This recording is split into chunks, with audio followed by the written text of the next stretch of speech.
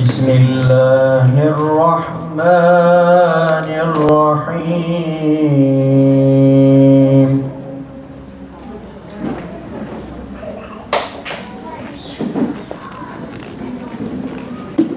Ya eyyühellezine amenu hel edullukum ala ticaretin tunjikum min azabin alim.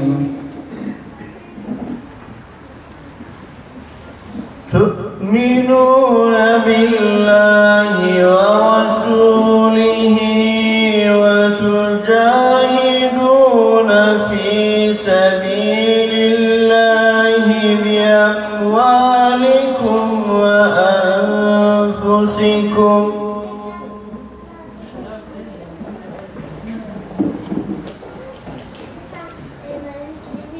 Zalikum khayrun lakum in kuntum ta'lemun.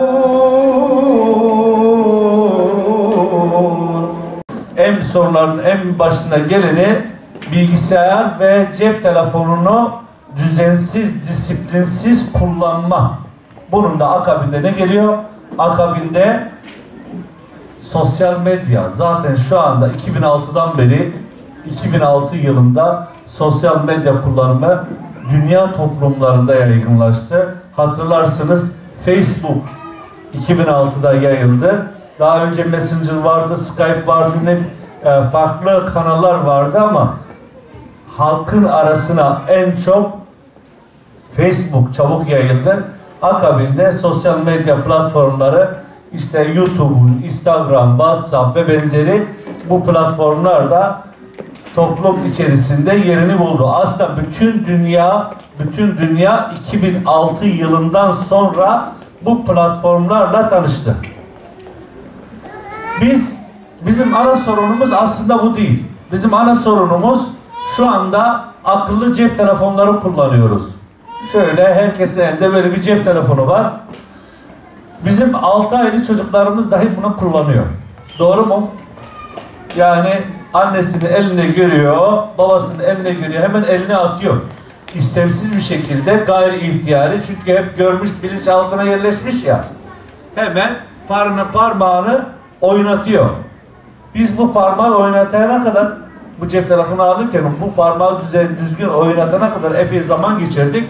Öğrenene kadar, ama çocuklar, bebekler şu anda bunu ilk bakışta yapıyor. Yani akıllı cep telefonları şu anda 6 aylık çocuklarımızın dahi elinde. Annelerin kurtuluşu. Şu anda annelerin sığınağı olmuş değerli kardeşlerim. Babaların akşam eve giderken sığınağı olmuş. Çünkü çocuklar anne babayı uğraştırır. Zamanını alır. O yorgun haliyle üzerine üşüşür. Onun kendileriyle ilgilenmesini ister. Zaman ayrılmasını ister. Baba ne yapıyor?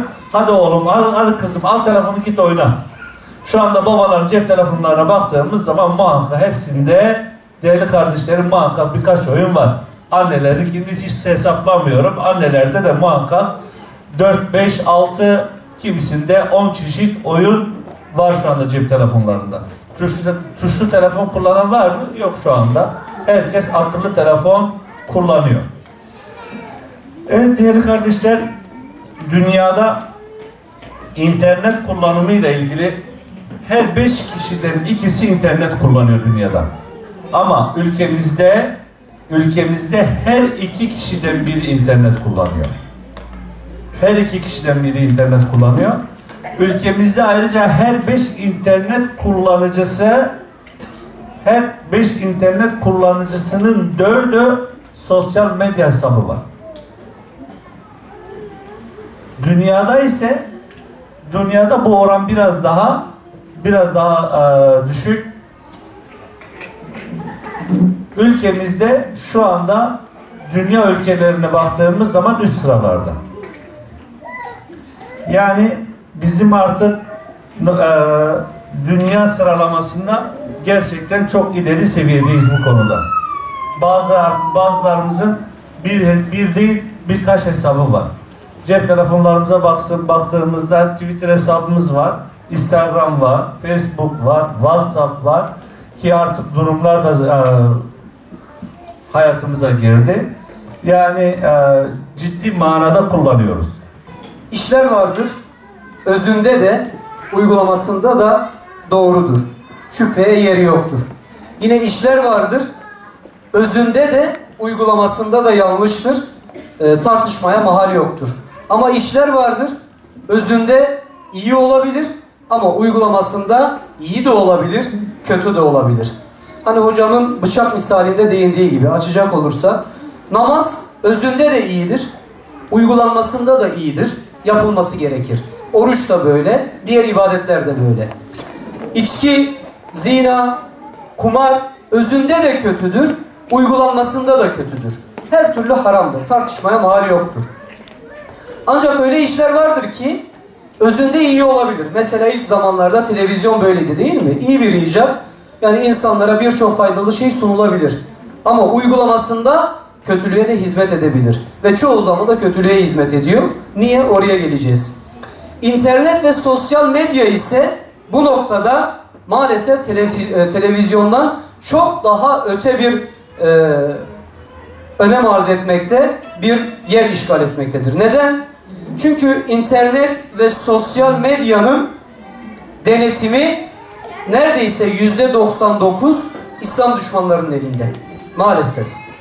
Sosyal medya üzerinden toplumun bozulmasıyla bakıyorsunuz boşanma oranları evlilikle yarışır hale geldi maalesef. Ya zaten evlenenler az. Zaten evlenme yaşı 30'lara, 35'lere, 40'lara dayandı. Zaten insanlar evliliği haşa, yani insan dememek lazım belki de. Çünkü evliliği bir Müslüman, insan olan birisi gereksiz göremez. Çünkü Müslüman olmasa bile neslin devamı için gereklidir. Kimileri evliliği tamamen gereksiz görmekte. Buna rağmen, hani her şeye rağmen evlenenler, bakıyorsunuz onların da birçoğu boşanıyor maalesef. Avrupa'da, özür diliyorum, evlilik dışı dünyaya gelen çocuk oranı mesela Fransa'da yanılmıyorsam %59'larda. Ya zaten çocuk yapmıyorlar evlenenler de. O çocukların bile %59'u gayri İslami şekilde, ya evlilik dışı, zaten gayri İslami de evlilik dışı bir şekilde, Allah muhafaza. Ülkemize de bakıyorsunuz boşanma çok basit hale getirildi. Maalesef yasalar da bunlara destek verecek halde, Allah muhafaza. İkinci konumuz, ikinci yemleri oyunlar ve eğlenceler. Değerli Müslümanlar, bu sosyal medya ve internetteki oyunların neredeyse tamamına yakını, çok azı hariç, İslam düşmanı güçlerin elinde. O nedenle yani bu oyunlarda ne amaçlanıyor? Fıtratımızı ve ahlakımızı bozmak, inanca ve kutsala dair hiçbir saygı bırakmamak. İnanca ve kutsala dair hiçbir saygı bırakmamak, kardeşliği, birlikteliği bitirip tamamen bencil ve egoist tipler meydana getirmek ve aslında bunların hepsinin ötesinde gizli olan ana amaçları. Niye? Böyle olduktan sonra insanlar kendilerine köle gibi olacak. Bunların, insanların bütün maddi kazanımlarını kendi kasalarına çekmek. Asıl gayeleri ise bu maalesef. Ve bu oyunlarda çok önemli iki tehlike var. Birisi, Müslümanlar genelde terörist gösterilir. Yani öldürülen, suçlu olanlar Müslümanlardır genelde. Ve Arap lehçesiyle verirler belki bazen. Arap olarak gösterirler. Niye? Çünkü Arap denince İslam akla gelir, Kur'an akla gelir, Peygamber Aleyhisselatü Vesselam akla gelir. İslam düşmanları ise genelde kurtarıcı gösterilir. Amerikan askerleri, Batı askerleri hep kurtarıcıdır.